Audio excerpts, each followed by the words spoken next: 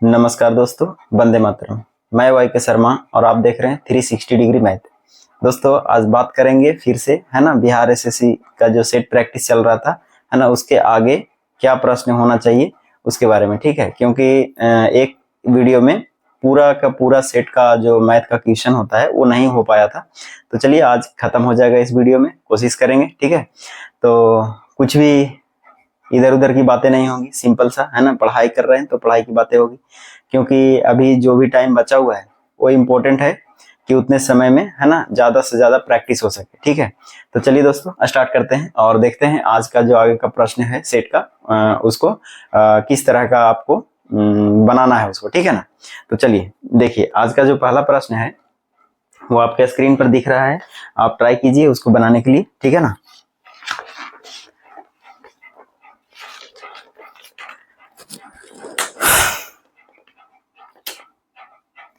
देखिए दोस्तों आज का पहला प्रश्न क्या कह रहा है कि 525 सेंटीमीटर लंबे और 378 सेंटीमीटर चौड़े कमरे की छत को ढकने के लिए आवश्यक वर्गाकार टाइल्सों की, है ना, न्यूनतम संख्या कितनी होनी चाहिए।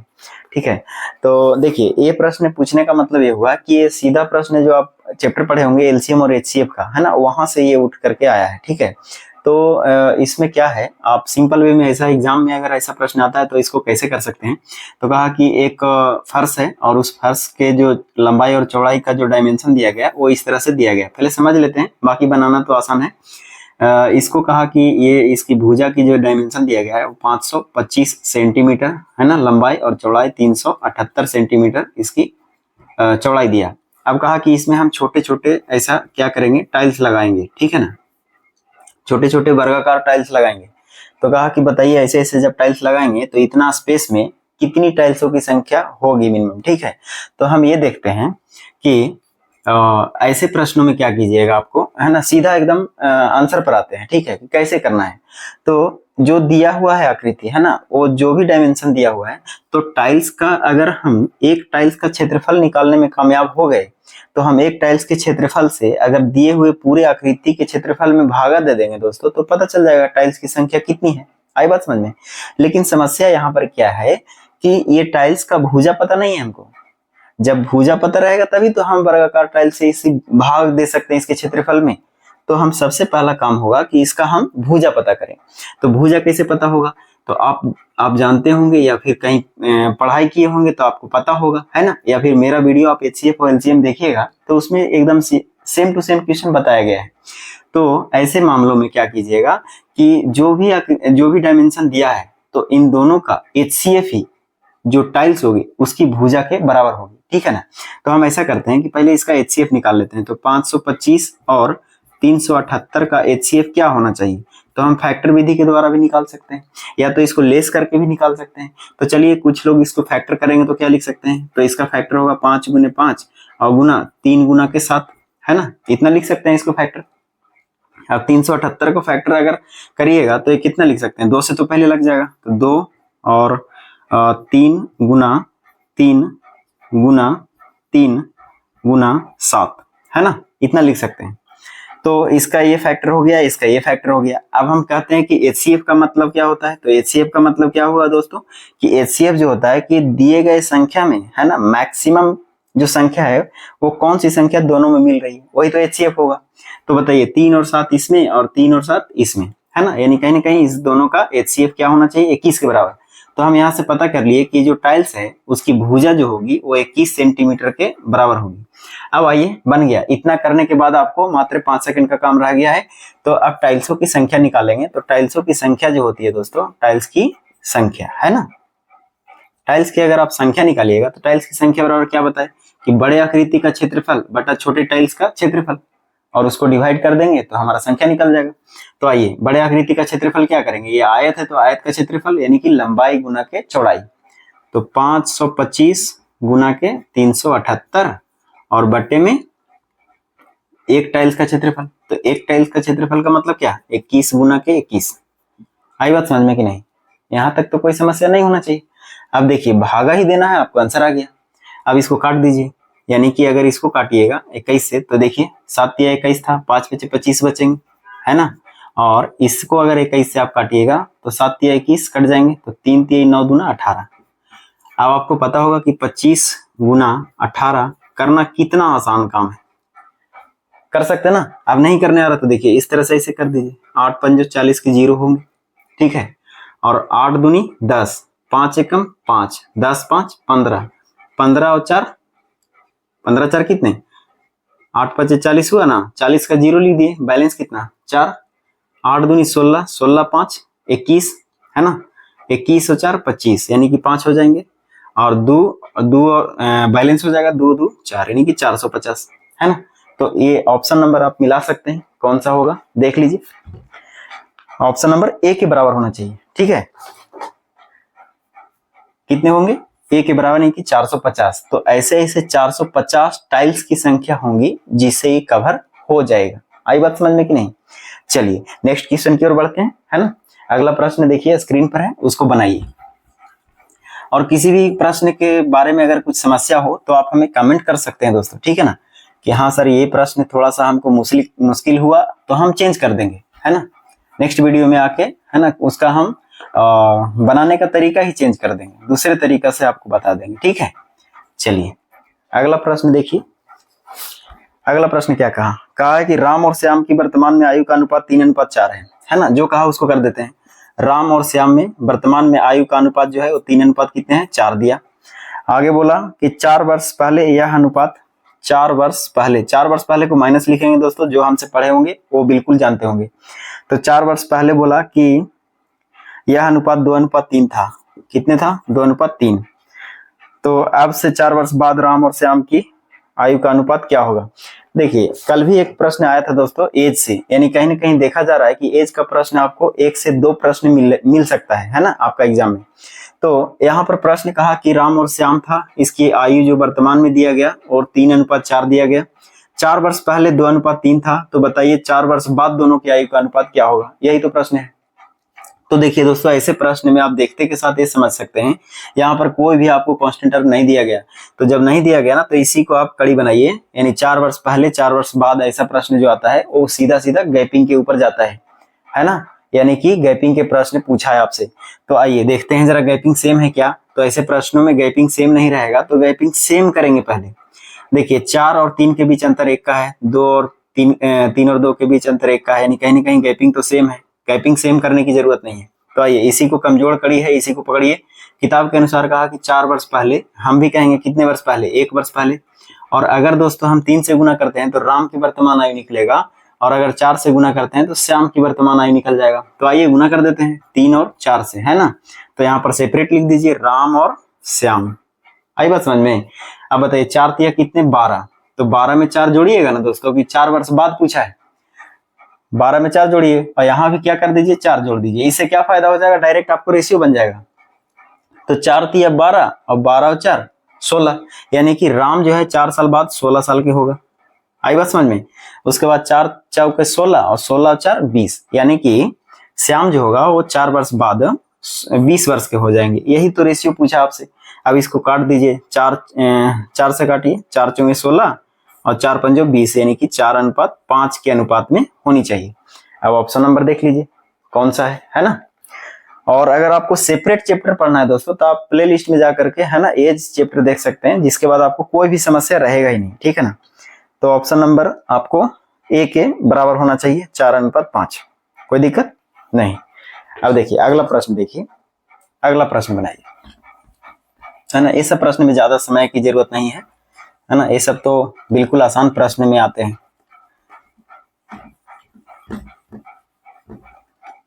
देखिए दोस्तों अगला प्रश्न क्या कहा आपसे। अगला कहा है कि यदि अनिल प्रतिदिन 8 घंटे काम करके काम को पूरा करने में 5 दिन लेता है, तो प्रतिदिन 6 घंटे काम करके उस काम को पूरा करने में कितने दिन का समय ले सकता है या लेगा। देखिए दोस्तों ये जो है ना सीधा सीधा टाइम एंड वर्क का क्वेश्चन आते हैं ऐसे, और मिक्स प्रोपोर्शनल में भी ऐसे आते हैं। तो मिक्स प्रोपोर्शनल का एक फॉर्मूला आप याद रखिए हमेशा, ये अगर आप याद रखते हैं तो कहीं दूर जाने की जरूरत नहीं है। और कहीं ना कहीं देखिए दोस्तों, अगर कोई व्यक्ति काम करता है, अगर मान लीजिए कि एक व्यक्ति 10 घंटे प्रतिदिन काम करके 20 दिन में काम को करता है, तो 1 ही यूनिट काम करता है। वो 1 दिन में 1 यूनिट काम करने का मतलब क्या हुआ कि उसके द्वारा किए गए दिन है ना, कितने दिन में और कितने आवर लगा रहा है हर दिन, वो सभी को मल्टीप्लाई करके एक यूनिट होता है ना। तो हम एमडीएच बराबर, है ना, एक वर्क भी लिख सकते हैं, यानी कि टोटल यूनिट, ऐसा। ठीक है, तो ये प्रश्न आएगा तो मैं बता दूंगा। फिलहाल ऐसा प्रश्न यहाँ पर अभी नहीं आया। यहाँ पर प्रश्न इस पे भी बना सकते, और बिल्कुल आप आसान तरीकों से इसे बना सकते हैं कि अगर ये फॉर्मूला आपको याद है M1D1 बटा M1D1H1 बटा W1, ठीक है ना, बराबर M2, है ना, D2 H2 बटा W2, ये मिक्स प्रोपोर्शनल का एक फॉर्मूला होता है। ये अगर आप याद रखते हैं तो ऐसे प्रश्न आप आसानी से कर सकते हैं, ठीक है ना।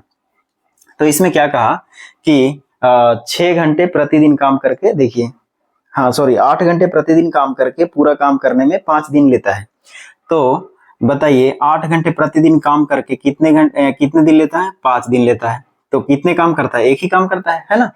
उसी प्रकार से आगे बोला कि यदि वह जो है प्रतिदिन 6 घंटे काम करे तब क्या होगा। तो जब 6 घंटा काम करेगा दोस्तों तो कितने दिन में करेगा? तो एक दिन में, मान लेते हैं एक दिन में करेगा, है ना, और काम तो वही रहेगा। तो ये लिखिए या ना लिखिए कोई मतलब नहीं रह जाता है, इसलिए इसका मतलब खत्म हो जाता है। तो अब जो करता है काट दीजिए। देखिए 2 से काटिए, 2 3 6, और ये 2 से काटिएगा तो 4, यानी 5 चौके 20, यानी x का वैल्यू जो होगा 20/3 होगा।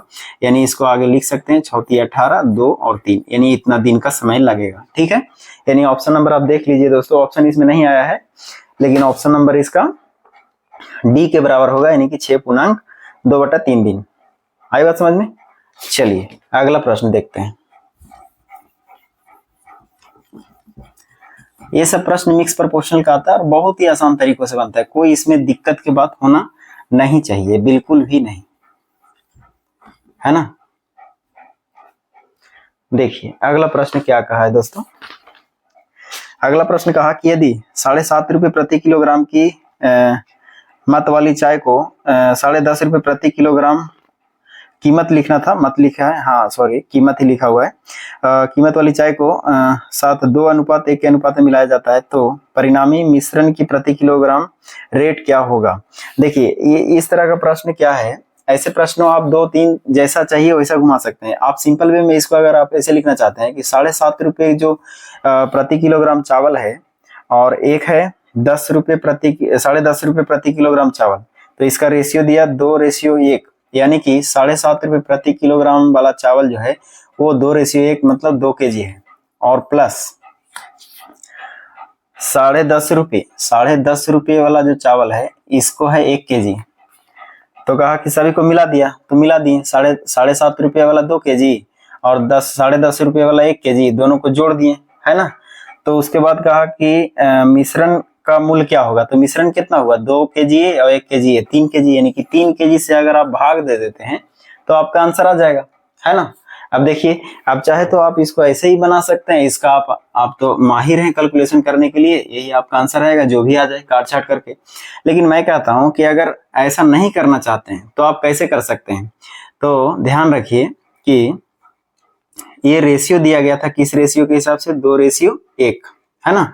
और 2 kg का जो भाव है वो कैसे है, 7.5 रुपये, है ना। इसको इस तरह से आप एवरेज के हिसाब से भी सोच सकते हैं, है ना। एवरेज के हिसाब से सोचिएगा तो बहुत आसान तरीकों से बन जाएगा।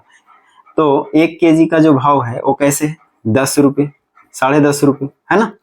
अब कहा कि इसको मिलाया जाए तब मिश्रण का भाव क्या होगा।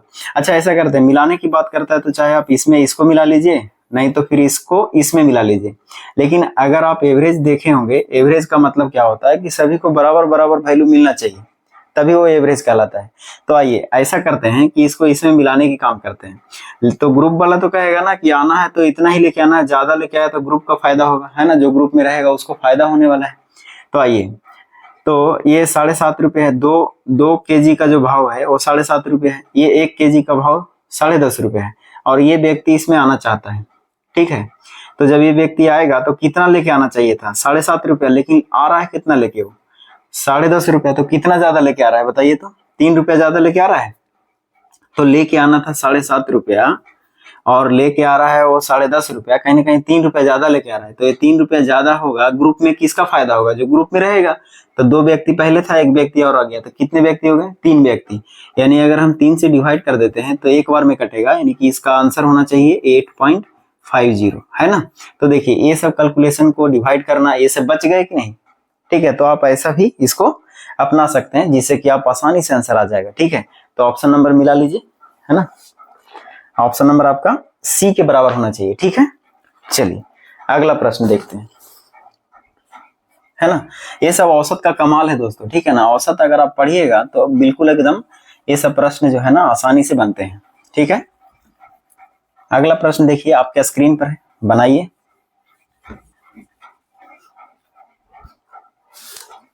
चलिए देखिए दोस्तों, अगला प्रश्न कहता है कि एक थैले में 1 से लेकर के 42 तक की संख्या लिखा गया है। तो 1 से लेकर के कहां तक संख्या लिखा गया? 42 तक। उसके बाद कहा कि इन गेंदों में एक थैले में 1 से 42 तक की संख्या वाली गेंदे हैं, है ना, सॉरी गेंदे हैं, और इन गेंदों में से एक गेंद बिना देखे यादृच्छिक रूप से निकाली जाती है। इसकी क्या प्रायिकता है कि इसकी संख्या 7 या 8 का गुणज हो? 7 या फिर 8 का गुणज होना चाहिए, है ना। देखिए ये प्रोबेबिलिटी का क्वेश्चन है दोस्तों, है ना, यानी कि ये सब जो है वो प्रायिकता से एक आध प्रश्न आपको मिलेगा, है ना, एग्जाम में सेट में आपको एक न एक प्रश्न आपको प्रायिकता से भी मिलेगा। तो इसमें कहा सिंपल है, देखिए इसमें क्या है, एक मान लेते हैं एक डब्बा है ना, एक डब्बा है और इसमें क्या है, गेंदे रखी हुई है। तो 1 से लेकर के कहां तक संख्या है? 42 तक संख्या लिखा हुआ है इसमें, है ना। जैसे मान लीजिए एक बहुत बड़ा टब है, टब में आप गेंद ले लीजिए छोटा छोटा, उसमें 1 लिख दीजिए, 2 लिख दीजिए, 3 लिख दीजिए, ऐसा सब डाल दीजिए।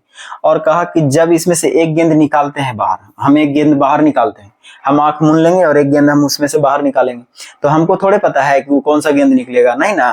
तो वही कहा, लेकिन संभावना ऐसा जताया कि या तो 7 होगा या तो 8 होगा, यानी कि 7 या 8 का कोई गुणज संख्या होगा। देखिए ट्विस्ट कर दिया क्वेश्चन में, गुणज खाली कहता है या तो 7 हो या 8 हो, तो ऐसी 2 ही बार संभावना होगा कि 7 या 8, यानी कि चाहे 7 वाला निकले या 8 वाला निकले, तो ऐसा कितनी संभावना होंगे? 2 संभावना। लेकिन ऐसा नहीं बोला कि 7 या 8 का गुणज होना चाहिए। तो जब 7 या 8 का गुणज पूछा है तो हम ये आपसे सवाल कर सकते हैं ऐसा ना, कि बताइए 1 से लेकर 42 तक की संख्या में 7 के गुणज कितने हैं और 8 का गुणज कितने हैं? ऐसा तो संभावना है। तो बताइए 1 से लेकर के 42 तक में 7 का गुणज चाहिए, तो 7 से डिवाइड कर देंगे, तो 7 छक 42, यानी कि 7 का जो गुणज होगा दोस्तों वो कितनी संख्याएं होंगी? 6 नंबर होंगे, है ना। अच्छा 8 वाला कितने होंगे? तो 8 वाला देखिए 8 से लेकर के 42 तक जाइएगा तो 8 42 में कितने से भागा देंगे? 8 से, तो 8 का गुणज पता चलेगा। तो 8 पंजो 40, 2 शेष बच रहा है, शेष का मतलब ही नहीं रहता इसमें। तो कितनी संख्याएं ऐसी होंगी जो 8 डिवाइड करेगा? 5 संख्याएं, ठीक है। तो हम कह सकते हैं कि 8 का जो गुणज होगा वो होगा 5 नंबर। 5 ऐसी संख्याएं होंगी जो 8 का गुणज होगा। तो अब बताइए 7 का गुणज 6 गो, 8 का गुणज 5 गो, तो टोटल गुणज कितने हुए? 11 हो गए ना, 11। यहां तक समस्या तो नहीं होना चाहिए। अगर समस्या है तो हमको कमेंट में भी कर सकते हैं, या तो वीडियो को रिवर्स करके आप दोबारा देख लीजिएगा, ठीक है। अब देखिए दोस्तों 11 हो गए हैं। अब हम क्या कर सकते हैं इसमें, अब आपको प्रायिकता तो पता होगा, है ना, कि जो घटना घटती है और नहीं घटने की संभावना और घटने की संभावना, उसकी प्रायिकता क्या होती है। तो बताइए संभावना कितने हैं? 11, यानी कि प्रोबेबिलिटी ई का जो मान होता है दोस्तों, क्या लिखते हैं? एन बटा एन एस, है ना, नंबर ऑफ इवेंट बटा नंबर ऑफ सैंपल स्पेस, यानी कि एनएस, है ना, एनएस लिखते हैं। तो आइए हम घटना को यहां रखते हैं, n number of sample space कितने हुए? 11, है ना, यानी घटना घटने की संभावना कितना है? 11, और टोटल घटना है कितना? तो 1 से लेकर 42 तक है तो 42 है ना, यानी कि यही आंसर आपका होना चाहिए। यानी ऑप्शन नंबर आप देख लीजिए, ऑप्शन नंबर इसमें कौन सा है दोस्तों, बताइए। ऑप्शन नंबर बी, है ना, B is the correct answer. Okay, कोई दिक्कत यहां तक नहीं होना चाहिए समझने में, है ना, बहुत आसान है। 10th क्लास का जो क्वेश्चन है वो डाल दिया है इसमें। चलिए अगला प्रश्न देखिए दोस्तों, अगला प्रश्न आपके, है ना, स्क्रीन पर है और बनाइए।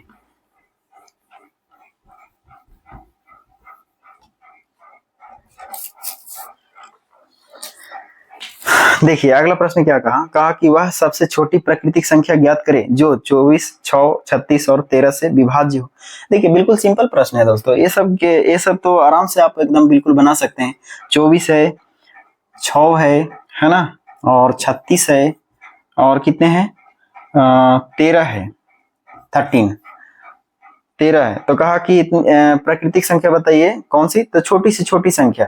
तो आप ध्यान दीजिएगा, जब आप पढ़ते होंगे एलसीएम और एचसीएफ, तो कहता है वह छोटी से छोटी संख्या निकालिए जो इतना इतना इतना से डिवाइड हो। याद आ रहा है? तो बस वही है कि बताइए ये कौन सी ऐसी संख्या छोटा होगा जो ये सभी से विभाजित होगा। तो वही संख्या होगा जो इसका क्या होगा, एलसीएम होगा, है ना। एलसीएम ही तो सबसे छोटी संख्या होता है कि जो सभी को डिवाइड करे, है ना, सॉरी जो सभी से डिवाइड हो जाए। तो अब बताइए कि 24 का, 6 का, 36 का और 13 का ए का एलसीएम नहीं लेने आएगा। आप बच्चा वाला भी दिमाग लगाइएगा ऐसे तब भी ले सकते हैं, लेकिन मैं बच्चा वाला तो सिखाऊंगा नहीं, क्योंकि आप कंपटीशन की तैयारी कर रहे हैं, कंपटीशन का एग्जाम होगा, बिहार एसएससी में एग्जाम देना है, तो ऐसे नहीं करना है। तो 24, 6, 36 का एलसीएम क्या होगा, तो जो बड़ा संख्या है ना दोस्तों, एलसीएम निकालने का सबसे सटीक तरीका क्या है कि जो बड़ा संख्या है उसको फैक्टर कर दीजिए। तो हम इसको लिख सकते हैं 9 गुना 6, 9 गुना 6 गुना 6 लिखिए पहले, जितना छोटा लिखिएगा उतना सही रहेगा। तो 6 गुना 6 36 हो जाएगा। आई बात समझ में। आप देखिए 36 तो खत्म हो गया, अब बचा 24। तो 24 को देखिए तो इसमें लाएंगे, है ना, जो संख्या नहीं मिलेगा उससे गुना करेंगे, बाकी अगर मिल गया तो उसको छोड़ देंगे। तो देखिए 6 6 36 होता है, अब 24 लाना है, तो 6 दूना 12 तो है, इसमें 2 भी है, तो 6 दूना 12, अगर और हम 2 से गुना कर देते हैं तो 12 दूना क्या हो जाएगा, 24। आई बात समझ में। अब देखिए ये भी 24 खत्म हो गया, 6 है तो 6 ऑलरेडी मिल रहा है, उसकी जरूरत नहीं है। 13 नहीं मिलता तो 13 डायरेक्ट गुना करते हैं, यानी यही आपका एलसीएम रहेगा। यानी आपको गुना करने में जो भी टाइम लगे, देखिए 6 6 36, 36 दूनी 72 हो गया, 72 गुना 13। अब देखिए यहाँ के बाद भी कितने लोग का दिमाग होगा कि पूरा इसको गुना करेंगे, लेकिन मैं कहता हूँ पूरा गुना करने की जरूरत भी नहीं है। आप यूनिट डिजिट याद कीजिए, मैं आपको यूनिट डिजिट पढ़ाया है, वहां से आप इसको फायदा उठाइए। आप यूनिट डिजिट को लेकर के चलिए, देखिए तो लास्ट 3 गुना कितने होते हैं, 6, यानी कि वही सही होगा जिसका इकाई अंक 6 होगा। तो आप देख लीजिए इसमें कौन सा है। ऑप्शन नंबर 6 कहाँ है दोस्तों, देखिए पहले में मिल गया, यानी कि 6, 936। आप गुना करके देख लीजिएगा, इसका आंसर क्या होगा, 936, है ना। तो यूनिट डिजिट का भी कमाल होता है, कैलकुलेशन एक तरह से फास्ट नहीं होता है, कई तरीके से फास्ट किया जा सकता है। आई बात समझ में कि नहीं। तो कोई दिक्कत नहीं होना चाहिए, और एलसीएम निकालने का ये बेस्ट तरीका है। चलिए अगला प्रश्न देखिए दोस्तों, अगला प्रश्न आपके स्क्रीन पर है, बनाइए।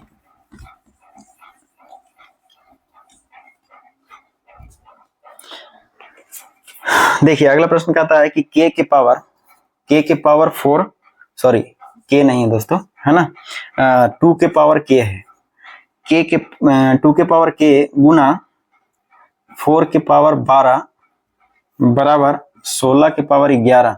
तो कहा k का मान क्या होगा, सिंपल है ना, सिंप्लीफिकेशन का ऐसा क्वेश्चन आता है। चलिए देखिए थोड़ा सा हम पावर और बेस वाला खेला खेलते हैं इसमें। तो हम 2 के पावर k लिखा हुआ है दोस्तों, क्या हम इसको मल्टीप्लाई 2 के पावर 2 गुना, है ना, 2 के पावर 2 और इसके पावर लिख सकते हैं 12, ऐसा कोई दिक्कत है। अब इसी तरह से इधर भी कर सकते हैं, क्या 2 के पावर हम 4 गुना 11 लिख सकते हैं। ध्यान से समझिए, 2 के पावर 4 और गुना में 11, ऊपर 11 है ना। तो आप ये वाला तो चीज जानते होंगे ना कि a के पावर अगर n है और इसका पावर अगर m है, तो हम a के पावर n गुना m लिखते हैं। आई बात समझ में कि नहीं। तो यही चीज यहाँ लागू करना है, आई बात ना। अब देखिए इसके बाद आप देखिए बेस, देखिए हमने क्या कहा, बेस सेम हो गया। तो आपको एक चीज और याद रखना है कि जब बेस सेम हो तो गुना में पावर क्या होता है, जुड़ जाते हैं।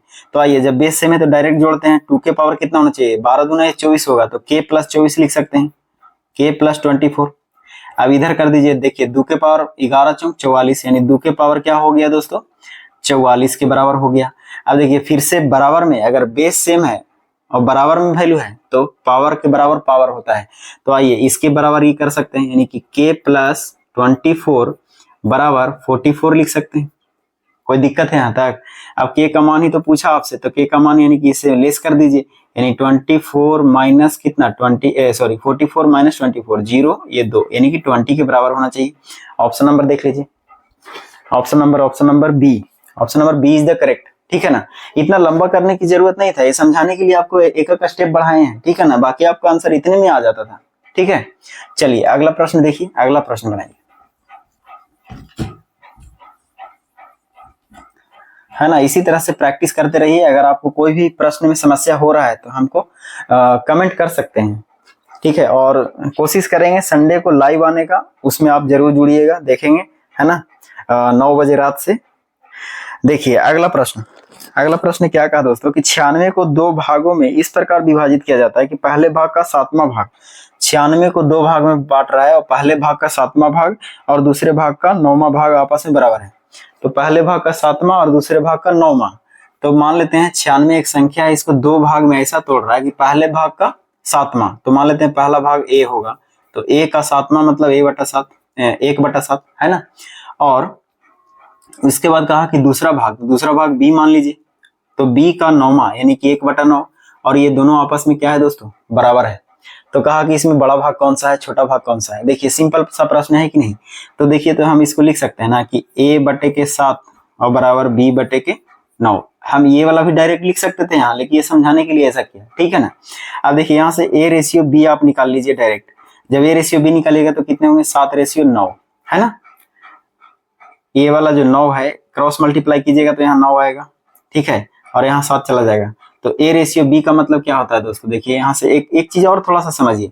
अगर मान लिया जाए कि 2 या 2 से अधिक संख्या इस तरह से हो, देखिए क्वेश्चन आता है तो उसमें आपको वैरायटी भी मिलेगा, ठीक है, समझने के लिए। जैसे मान लेते हैं a/3 है बराबर b/7 है बराबर c/ अगर मान लेते हैं 5 है। आपसे a/b/c पूछता है, तो कुछ नहीं करना है। अगर सिंपल ऊपर में सब में एक मल्टीप्लाई है ना, एक मल्टीप्लाई है, तो सीधा सीधा लिख दीजिए, यानी 3/7/5, यही आपका आंसर रहेगा। आई बात समझ में कि नहीं, कोई दिक्कत नहीं ना। तो ये रेशियो में हम ऑलरेडी पढ़ा चुके हैं। तो चलिए एक स्टेप बढ़ाने से अच्छा है कि डायरेक्ट हमने लिख दिया यहाँ पर, है ना। देखिए अब यहाँ से बाद आपको तो आसानी से समझ में आ रहा होगा, है ना। देखिए a/b का मान 7/9 हो गया। आइए किताब के अनुसार कहा टोटल जो संख्या है वो 96 है। हम लोग इसको ऐड करके कितने लिखेंगे, 9 7 16, ठीक है। किताब कहा ऊपर, हम लोग कहेंगे नीचे। जो निकालेंगे उसको बगल में गुना करेंगे, मतलब हम निकालना है कि बड़ी संख्या क्या है। तो बड़ी संख्या कितनी है, 9, 9 से गुना कीजिए। अब देखिए 16 छक 96, 6 और में कट जाएगा, 9 छक 54 यानी कि 54, यानी संख्या जो होगा वो 54 के बराबर होगा, बड़ी संख्या। देखिए इसमें कौन सा है, ऑप्शन नंबर देख लीजिए, 54 यानी ऑप्शन नंबर डी के बराबर होगा, है ना। चलिए अगला प्रश्न देखिए, है ना। अगला प्रश्न बनाइए, आपके स्क्रीन पर है, देखिए।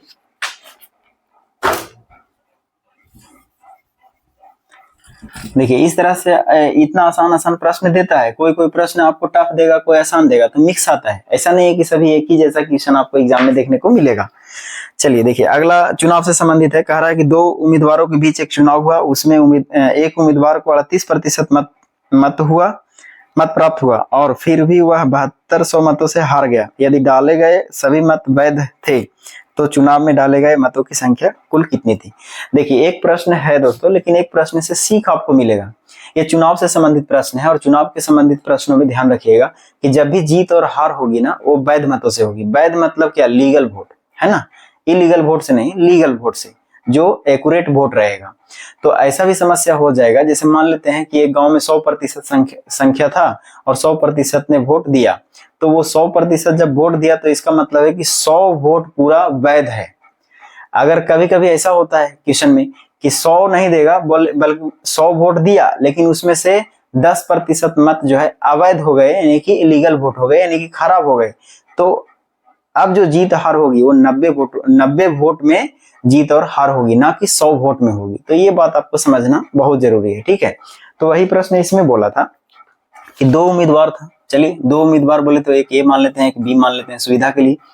उसमें कहा कि जो एक उम्मीदवार को 38% मत मिला है, तो हम वोटों की संख्या कितने मानेंगे, 100, क्योंकि हमने बताया आपको 100 मानने के लिए प्रतिशत में भी कि 100 मानिएगा तो उसका फ्लेक्सिबिलिटी होता है, जितना होगा उतने प्रतिशत हो जाएगा, है ना। तो 100 अगर मान लेते हैं, यहाँ लिख लीजिए जिससे आपको फायदा रहेगा। 100 का 38%, 38 वोट मिला तो ये 38 वोट लिया ए। उसके बाद जो भी बचेगा, है ना, तो 100 में 38 ए ले लिया तो बचा कितना बताइए, है ना, 62 बचा। तो बी को कितना मिलेगा, 62। अब कहा कि फिर भी वह 7200 मतों से हारा है, यानी 38% वोट लिया और 7200 मतों से हार गया।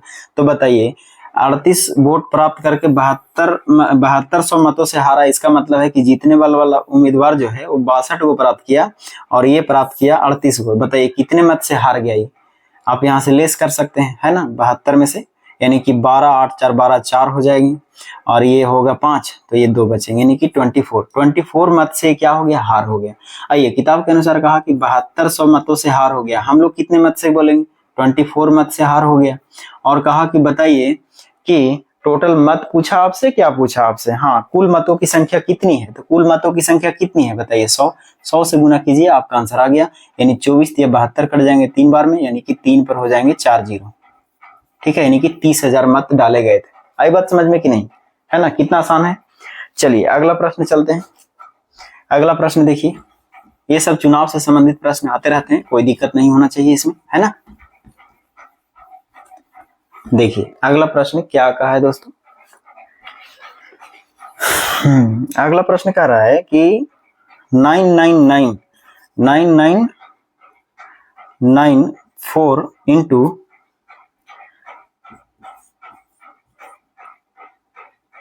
10006, बताइए इसमें से ऑप्शन कौन सा सही होगा। अच्छा देखिए, ये जो है ना सिंप्लीफिकेशन का ऐसा क्वेश्चन, देखिए नॉर्मल सा, अब कितने लोग इसको क्या करेंगे, लगातार गुना करने के लिए चला जाएंगे। तो जब गुना करने चले जाइएगा तो वहीं पर फंस जाइएगा, और फंस जाइएगा तो बस आपका दिमाग हैंग हो जाएगा, और हैंग हो गया तो एक नंबर भी चला जाएगा, आपका समय भी चला जाएगा। ठीक है, तो ऐसे मामलों में आप थोड़ा सा ध्यान लगाना पड़ेगा कि इसको हम क्या कर सकते हैं। तो देखिए नियरेस्ट में अगर आप देखेंगे कि ये जो वैल्यू है इकाई दहाई सैकड़ा हजार, है ना, तो अगर हम 10,000 में से 6 घटा देते हैं, यहाँ पर हम लिख सकते हैं इसको 10,000 माइनस 6 लिखेंगे तो ये वैल्यू आ जाएगा, है ना। और ये जो है इकाई दहाई सैकड़ा हजार 10,000, यानी कि गुना में, है ना, 10,000 प्लस के 6 कर देंगे। देखिए तो इसका वैल्यू में कोई परिवर्तन हुआ नहीं, इसका वैल्यू में भी कोई परिवर्तन नहीं हुआ। हम इसको इस तरह से लिख सकते हैं और इसको इस तरह से लिख सकते हैं। आई बात समझ में। अब देखिए एक फॉर्मूला क्रिएट हो जाएगा यहाँ से, देखिए a minus B into A plus B. तो आपको याद होना चाहिए फॉर्मूला दोस्तों कि a minus B into A plus B बराबर होता है A square minus B square, है ना। अब बताइए A square minus B square, आइए ए स्क्वायर अगर ए इसको माने हैं तो इसका वैल्यू हो जाएगा, है ना, 4 जीरो है तो इसका स्क्वायर हो जाएगा, और माइनस 6 बी का वैल्यू 6 है तो 6 का स्क्वायर हो जाएगा। यहां तक कोई समस्या नहीं होना चाहिए। अब देखिए इसका स्क्वायर किए तो कितने, 1 2 3 4, है ना, तो 4 दूना कितने होंगे 8, यानी 1 पर कितने जीरो हो जाएंगे, 8 जीरो। 1 2 3 4 5 6 7 8 और माइनस क्या हो जाएगा 36।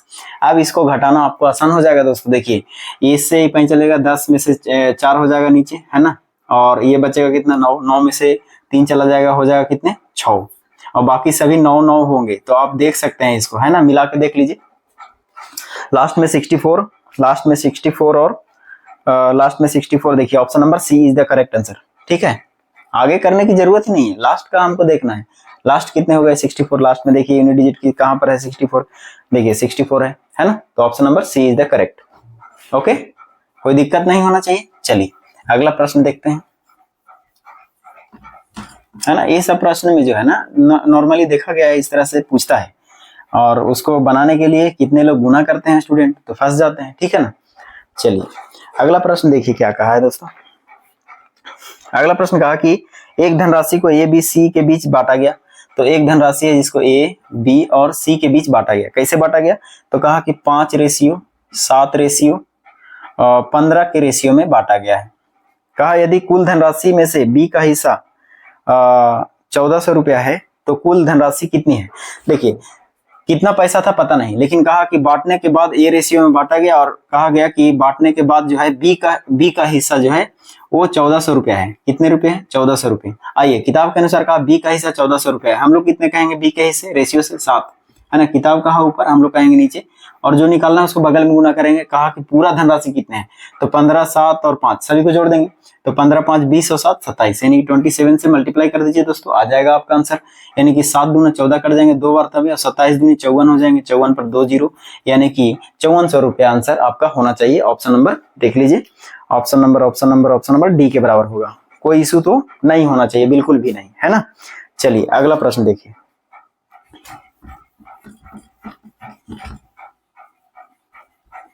है ना। ये सब प्रश्न में ज्यादा टाइम लगाने की जरूरत नहीं है ना। जहां पर लगेगा हमको समझाना है वहां पर बिल्कुल समझाएंगे, आपको चिंता करने की जरूरत नहीं है। अगला प्रश्न देखिए क्या कहा, कहा कि x माइनस वाई, है ना, x minus y into x plus y और into x square plus Y square, है ना, और इंटू एक्स के पावर 4 प्लस वाई के पावर 4। ठीक है, ये पूछा, और ऑप्शन में आपको दिया गया है सभी, है ना। एक्स के पावर 16 माइनस वाई के पावर 16 है, माइनस माइनस है, प्लस प्लस है, तो कहीं ना कहीं एक पहला माइनस है तो माइनस में आएगा। देखेंगे, देखते हैं क्या कर सकते हैं दोस्तों। इसमें ऑप्शन जो दिया है, ऑप्शन को फुलफिल कराना है, तो इसको थोड़ा सा सिंप्लीफाई कर सकते हैं हम।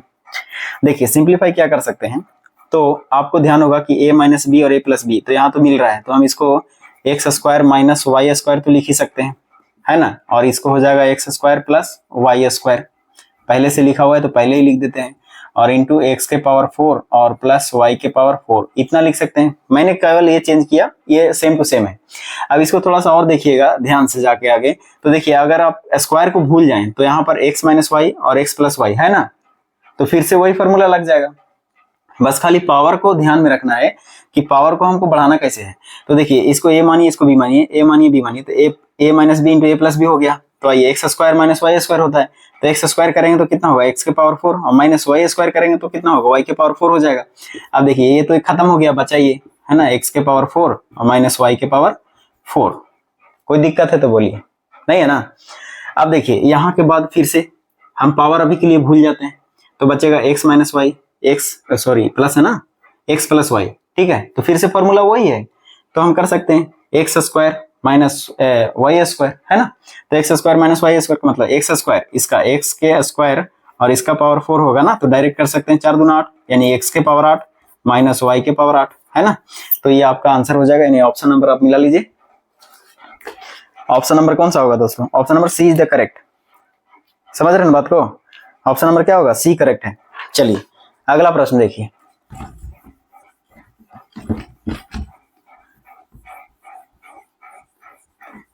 देखिए अगला प्रश्न, देखिए अगला प्रश्न क्या कहता है।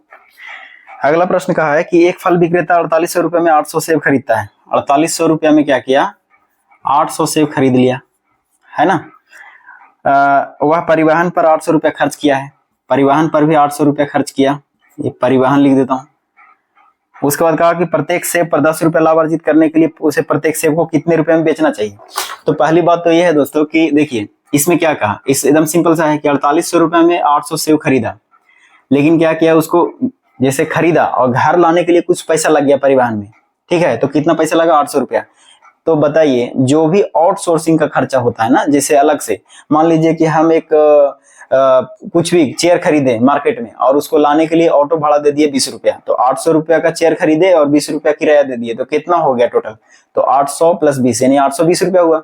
तो हम 820 रुपया किस पे लोड डालेंगे, वो तो क्रयमूल्य पर ही है ना, हमारा क्रयमूल्य ही हो गया ना उतना में खरीदारी, ठीक है ना, चाहे हम भाड़ा लगाएं चाहे कुछ लगाएं, तो जितना भी एक्स्ट्रा जो खर्चा होगा ना सभी जाके क्रयमूल्य में ऐड होगा। तो आइए 800 रुपया और 4800 रुपया प्लस 800 रुपया, 8 4 12 हो जाएंगे, 8 8 16 हो जाएंगे, यानी कि 5600। तो हम वही कह सकते हैं दोस्तों कि 5600 रुपया का जो है सेव कितने हैं, 800 है, ठीक है। तो अब यहाँ से अगर 8 से डिवाइड कर दे, 800 से डिवाइड कर देते हैं तो प्रति सेव, प्रति जो है एक पीस का सेव का क्रयमूल्य पता चल जाएगा। तो आइए डायरेक्ट डिवाइड ही कर देते हैं, क्यों इतना लिखना है ना। तो 800 से अगर हम डिवाइड कर देते हैं तो एक सेव का क्रयमूल्य निकल जाएगा। तो आइए काट दीजिए, 8 से 56 की 7 रुपया, है ना, 7 रुपया प्रति सेव, 7 रुपया प्रति सेव की दर से वो खरीद किया। अब कहा कि बताइए कितने में बेचे कि उसको 10 रुपया लाभ हो प्रति सेव पर। तो हम सिंपल सा एक बात है, मान लीजिए ये पेन खरीद के लाया मैं 10 रुपया में, या इसी को लेता हूं एक उदाहरण, 7 रुपया में पेन खरीदा, मुझे इस पर 10 रुपया और लाभ चाहिए, तो हमारा तो क्रयमूल्य आना ही चाहिए प्लस 10 रुपया लाभ भी होना चाहिए। तो क्या करेंगे, हम इसको 10 रुपया इसमें और ऐड करेंगे ना, हमारा क्रयमूल्य जो है उसे 10 रुपया अगर हम ज्यादा में बेचेंगे तभी तो हमको ये लाभ होगा 10 रुपया। तो इसका मतलब सीधा है कि 7 रुपया क्रयमूल्य था, 10 रुपया और हमको लाभ चाहिए, तो 10 रुपया इसमें ऐड कर देंगे, यानी कि 17 रुपया में हम प्रति सेव अगर बेचेंगे, 17 रुपये प्रति सेव बेचेंगे, तो हर सेव पर 10 रुपया 10 रुपया लाभ हो जाएगा। आई बात समझ में, कोई दिक्कत नहीं होना चाहिए, आसान प्रश्न था, है ना। चलिए बस खाली समझना था कि आउटसोर्सिंग का पैसा जो है वो क्रयमूल्य में ही ऐड होगा। देखिए अगला प्रश्न,